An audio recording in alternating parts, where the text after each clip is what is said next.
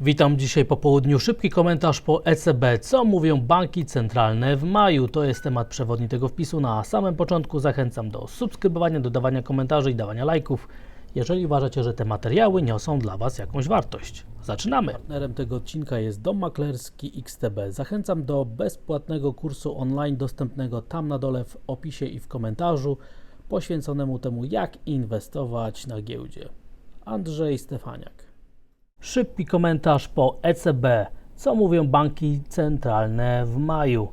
Za nami decyzja ECB w sprawie stóp procentowych. Jak widzimy tutaj na wykresie, decyzja o podwyżce o 25 punktów bazowych była zgodna z konsensusem ekonomistów, którzy dawali swoje prognozy dzisiaj przed decyzją. Chociaż część rynku nastawiała się, że może być to nawet 50 punktów bazowych, jednak widać, że ECB i Fed podwyższyły stopy procentowe dokładnie o tyle samo, o 25 punktów bazowych. No i oczywiście nie ma to takiego przełożenia, nie daje to rynkowi pretekstu do tego, żeby jednoznacznie ruszyć w jakąkolwiek stronę, ale oczywiście będziemy patrzeć, jakie są perspektywy co do przyszłych stóp procentowych, bo to one są teraz dla nas bardzo istotne i być może nawet jeszcze istotniejsze. ECB w swoim komentarzu po danych, a nagrywam ten materiał jeszcze przed konferencją, prezes Lagarde mówił przede wszystkim, że przyszłe decyzje zależą od danych makroekonomicznych, które będą spływały. Dlatego też, jeżeli procesy dezinflacyjne będą postępowały, to być może rynek już nie będzie oczekiwał na aż tak dużo podwyżek stóp procentowych, jak wcześniej zakładaliśmy, czyli w strefie euro miały być nawet jeszcze dwie podwyżki o 25 punktów bazowych, a w Stanach Zjednoczonych, jak wiemy, prawdopodobnie już teraz Fed zakończył cykl podwyżek stóp procentowych, bo rynek nie spodziewa się ani jednej już więcej podwyżek stóp procentowych.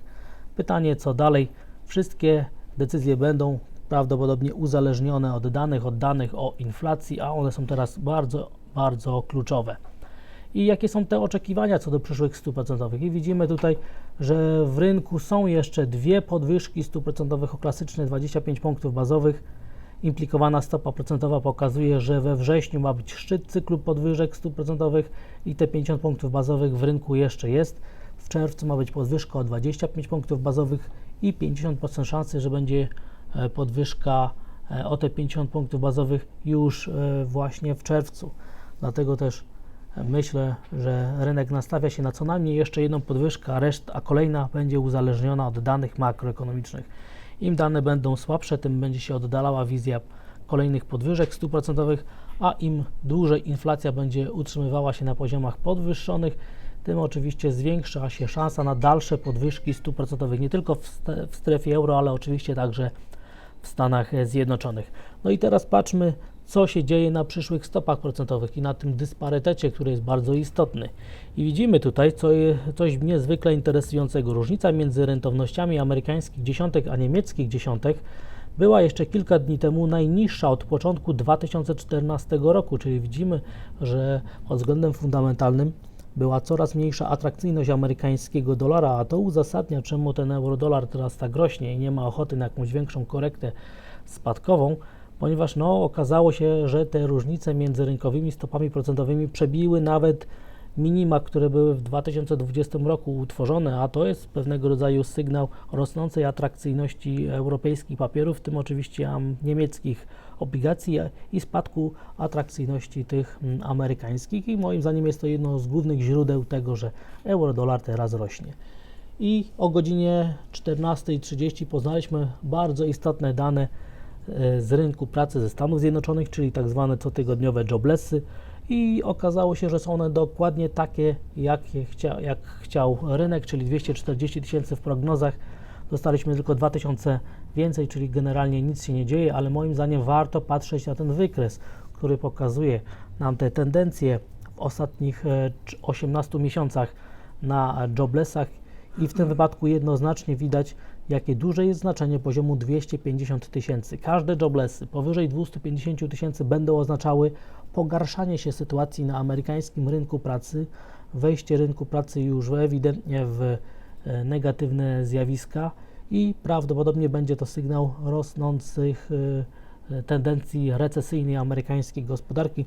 Dlatego będziemy bardzo, bardzo wyczuleni na to, co się w kolejnych tygodniach będzie pojawiało na tych cotygodniowych, czwartkowych odczytów danych Jobless Claims. A dla Stanów Zjednoczonych te 20 godzin po Fedzie, co się dzieje?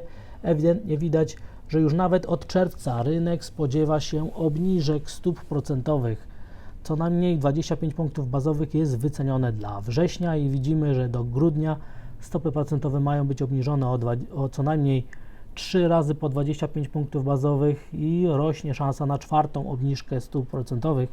Dlatego też widzimy, że te wczorajsze komunikaty są odczytane bardzo głębio i oczywiście, że szczyt cyklu podwyżek stóp procentowych w Stanach został osiągnięty, a teraz, że stopy procentowe będą już tylko maleć. Procesy dezinflacyjne, perspektywa obniżek stóp procentowych to jest idealne środowisko ku temu, żeby obligacje były kupowane, dlatego też spodziewam się przebicia wsparć w okolicach 3,30% na rentownościach amerykańskich dziesiątek i dalszych spadków, wywołania następnej fali wzrostowej cen, czyli spadku rentowności i będziemy także patrzeć, co się dzieje na krzywej dochodowości, ponieważ te odwrócenie krzywej dochodowości zaczyna być negowane, a to jest także jeden z tych rynkowych sygnałów do tego, żeby dyskontować już ewidentnie wchodzenie w recesję amerykańskiej gospodarki.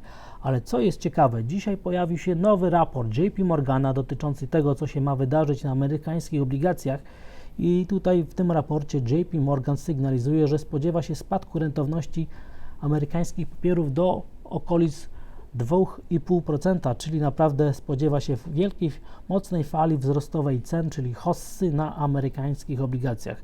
Zapamiętamy sobie ten raport, że JP Morgan nastawia się na to, że będzie mocny wzrost cen amerykańskich papierów z celem na poziomie 2,5%. No i rynek amerykański żyje także swoim własnym życiem. Kolejne lokalne banki mają problemy, tutaj są one wyszczególnione, które to teraz są na celowniku rynkowym i zobaczymy, co się dzisiaj wydarzy, czy rynek będzie na to zwracał cały czas uwagę, czy jednak będziemy dyskontować ostatecznie te wczorajsze informacje z Fedu, co ma oczywiście duże znaczenie.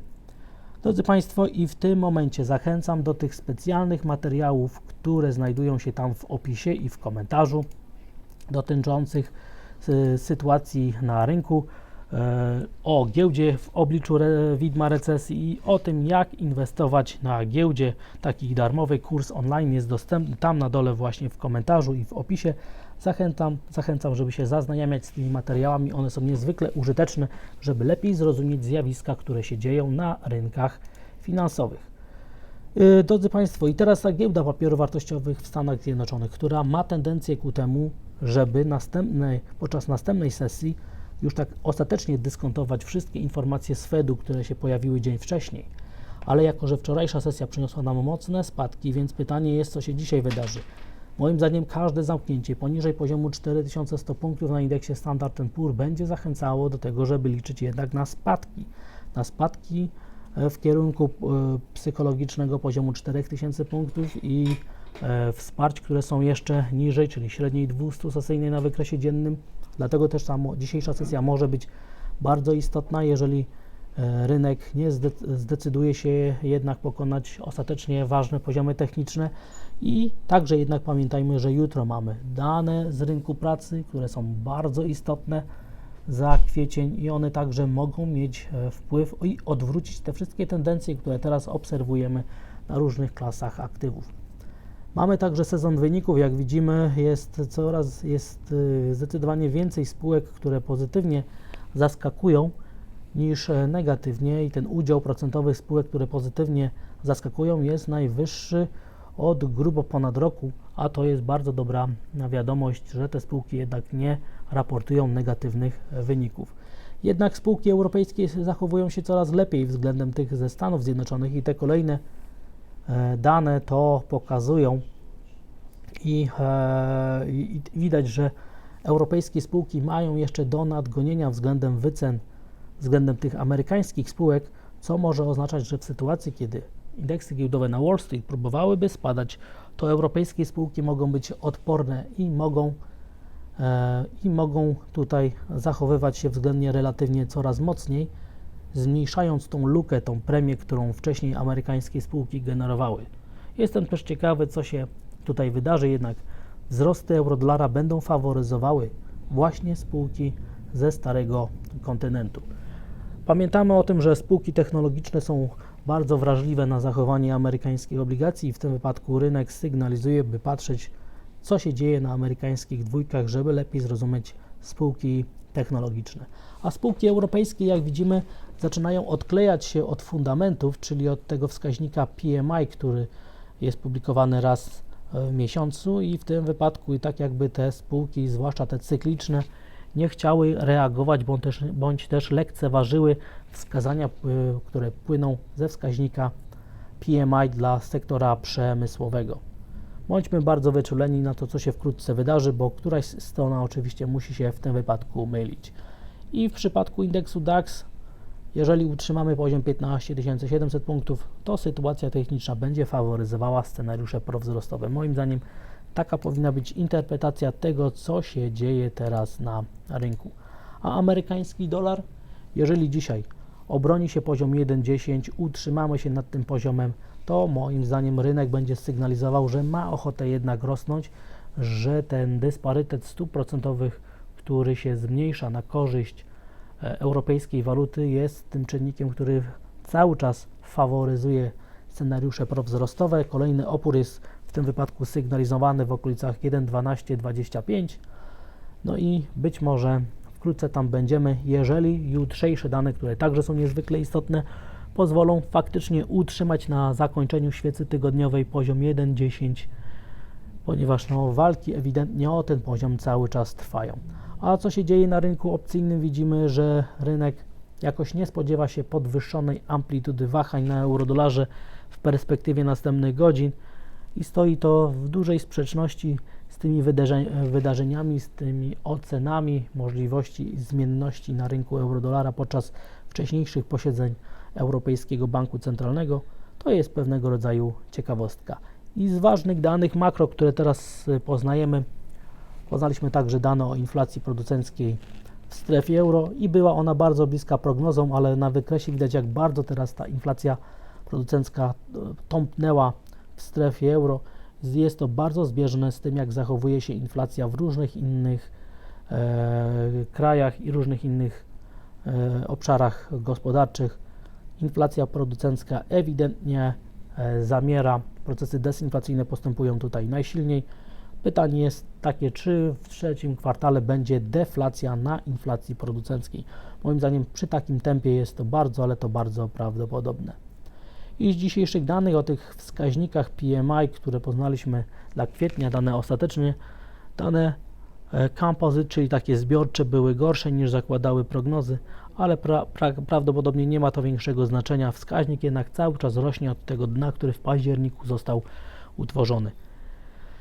I teraz, jeżeli chcemy ocenić, czy popyt na ryzyko będzie atakować, czy ma duże szanse utrzymać dobrą trajektorię, czy też jednak wygrywa podaż, patrzmy na zachowanie surowców, ale może z wyjątkiem złota. Złoto jest teraz uzależnione od zachowania rentowności amerykańskiego dolara. Jeżeli euro-dolar utrzyma ten poziom 1,10, a rentowności będą spadać, to wystąpi naturalna presja na to, żeby złoto było cały czas kupowane, a kolejne ataki na maksima wszechczasów były skuteczne i już trwale usadowiło rynek nad poziomem $2000. Moim zdaniem generalnie jest to bardziej prawdopodobne, daje temu scenariuszowi około 55 do 60% prawdopodobieństwa realizacji. Rynek patrzy także na wskaźnik złota do srebra i w tym wypadku każdy jego wzrost to ma być oznaka dyskontowania negatywnych zjawisk w amerykańskiej gospodarce. Jednak przede wszystkim moim zdaniem powinniśmy patrzeć na zachowanie ceny miedzi, czy wsparcie $8,5 tysiąca się trzyma, czy też $8,450, czy te poziomy są przebijane. Moim zdaniem ma to bardzo duże znaczenie oraz także zachowanie ropy naftowej, ponieważ utrzymywanie poniżej $70 faworyzuje scenariusze prospadkowe i jest to wtedy zachęta do tego, żeby raczej wieścić spadki indeksów giełdowych niż wzrosty. Do tej układanki nie pasuje zachowanie Bitcoina, utrzymywanie nad poziomem $29 tysięcy, raczej zachęta do popytu na ryzyko, a fakt, że ostatni dołek był ustanowiony wyżej niż te wcześniejsze, to może być zachęta do tego, żeby ruszyć bardziej dynamicznie w górę, ale w tym wypadku trzeba pokonać poziom $30 tysięcy. Ten poziom ma bardzo duże znaczenie. No i na koniec polskie aktywa, ponieważ jeżeli okazałoby się, że euro-dolar utrzymuje ten poziom 1,10, to w takiej sytuacji sytuacja techniczna będzie faworyzowała także grę na umocnienie krajowych aktywów. Przede wszystkim patrzymy na zachowanie złotego. W sytuacji wzrostów euro-dolara uzasadnione będzie także liczenie na dalsze spadki par związanych ze złotym, czyli na umocnienie krajowej waluty tak względem euro, jak i amerykańskiego dolara. Ale jeżeli zobaczymy na cały region, to widzimy, że jednak złoty umacnia się najsłabiej, ponieważ ewidentnie prym się tutaj ze sobą forint, którego dynamika umocnienia od samego początku tego roku jest najwyraźniejsza. Polskie obligacje są kupowane i moim zdaniem jest ogromna szansa, że uda się trwale pokonać styczniowe minima, a to otworzy perspektywę do kolejnej fali hossy polskich obligacji. No i giełda papierów wartościowych, która w momencie tworzenia tego wpisu atakuje dolne ograniczenie tego wciąż hipotetycznego miesięcznego kanału wzrostowego. Więc wydarzenia końcówki sesji będą decydujące. Jeżeli uda się wybić z tego kanału, będzie pierwsza techniczna zachęta do tego, żeby liczyć na jakieś spadki. Natomiast utrzymanie się wewnątrz kanału to jednak sygnał, że popyt na ryzyko ma przewagę. Więc sytuacja jest binarna.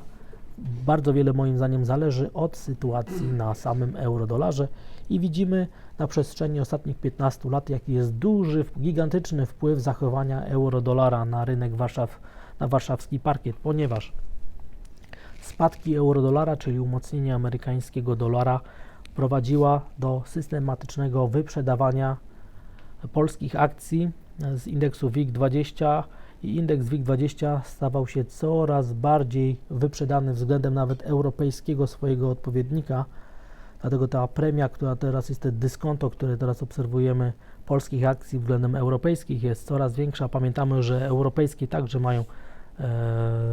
są gorzej wycenione niż te amerykańskie, dlatego też w sytuacji, kiedy amerykański dolar będzie się osłabiał dalej w średnim i w długim terminie, to te dyskonto, które teraz widzimy na tym wykresie, będzie się w pierwszej kolejności zaciskało, zmniejszało względem europejskich spółek, a później także amerykańskich, dlatego też wzrosty na eurodolarze będą miały bardzo duże i nawet ogromne przełożenie na perspektywy wzrostowe indeksu WIG20, czyli innymi słowy, jeżeli chcemy mieć hossę na warszawskiej giełdzie, to trzymajmy kciuki albo módlmy się o to, żeby wzrost euro-dolara przekształcił się w impuls średnio, nawet długoterminowym, ponieważ jeżeli tak będzie, to przeżyjemy na GPW hossę, której nie widzieliśmy od 20 lat.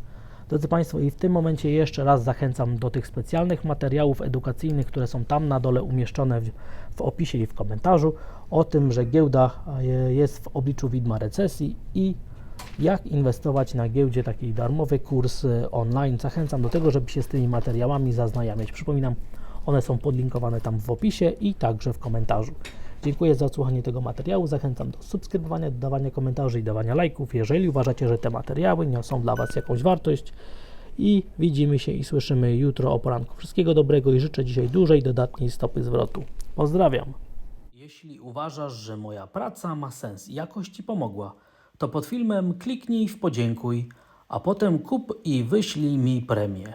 Bardzo dziękuję za docenienie. Andrzej Stefaniak.